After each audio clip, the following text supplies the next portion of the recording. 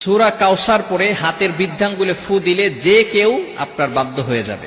এটা পবিত্র কোরআনুল কারীমের একটি সূরা। অনেক সময় আমাদের স্বামী আমাদের কথা শোনে না। অনেক সময় কিছু মায়েরা, কিছু বোনেরা আমাদেরকে ফোন দিয়ে থাকেন, হুজুর আমার স্বামী পরকীয়ায় লিপ্ত হয়েছে, আমার স্বামী বিভিন্ন মেয়েদের সাথে কথা বলে থাকে।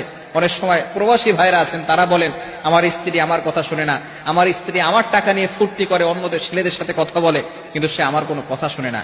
এই বিভিন্ন ভাবে যদি তারা অন্যভাবে চলে যায়, তাহলে স্ত্রীকে বাধ্য করার জন্য অথবা স্বামীকে বাধ্য করার জন্য এই চমৎকার একটি আমল যদি আপনি করতে পারেন, 21 দিন এই আমলটা করবেন। আমলটি করবেন কিভাবে আমি আপনাদেরকে ভালো করে বলে দিচ্ছি। প্রথমে আপনি ওযু করবেন, পবিত্র অবস্থায় থাকবেন।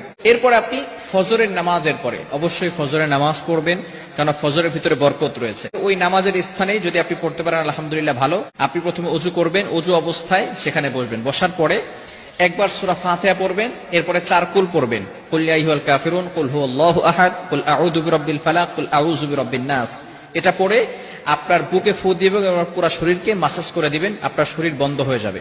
এরপরে আপনি 3 বার দুরূদ শরীফ পড়বেন। এরপর আপনি আউযু বিল্লাহ বিসমিল্লাহ সহকারে সূরা কাউসার পড়বেন 21 বার। আউযু বিল্লাহ বিসমিল্লাহ সহকারে 21 বার পড়ার পরে আপনার এই বৃদ্ধাঙ্গুলটা এই যেখানে আমরা করগুনি 1 2 3 একের জায়গায় রেখে এরপর আপনি এটাকে মুষ্টিবদ্ধ করবেন, সেখানে ফু দিবেন। ফু দেওয়ার পরে যাকে আপনি বাধ্য করতে চাচ্ছেন হালাল ভাবে, অবশ্যই হালাল ভাবে হতে হবে, হারাম ভাবে করলে কিন্তু হবে না। যাকে আপনি বাধ্য করতে চাচ্ছেন তার নাম 7 বার পড়বেন এবং তার পিতামাতার নাম 1 বার পড়বেন, এবং আপনি মনে মনে চিন্তা করবেন যে আমি তাকে হালাল ভাবে বাধ্য করতে চাচ্ছি এবং কোরআনিক ভাবে তাকে বাধ্য করতে চাচ্ছি। এরপর কিছু সময় ধরে রেখে আপনি আবারও 3 বার দুরূদ শরীফ পড়বেন, তারপরে হাতটাকে ছেড়ে দিবেন।